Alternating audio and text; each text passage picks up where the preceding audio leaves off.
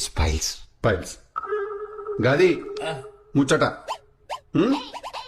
ఇంకా నేను lucky bakery గాడికి పోయి ఏదా ప్రాసెస్ ఇప్పుడు వినాది. We have to insert the viewing tube through the rectum.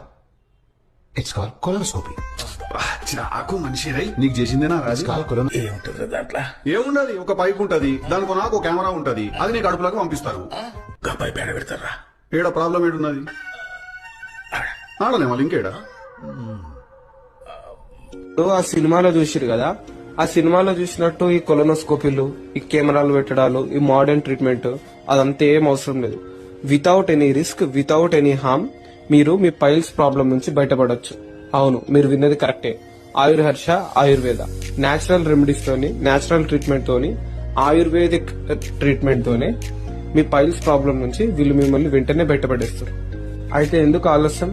తక్షణమే కిందున్న నంబర్ కి కాంటాక్ట్ అవ్వండి. It's piles. పైల్స్ గది ముచ్చట.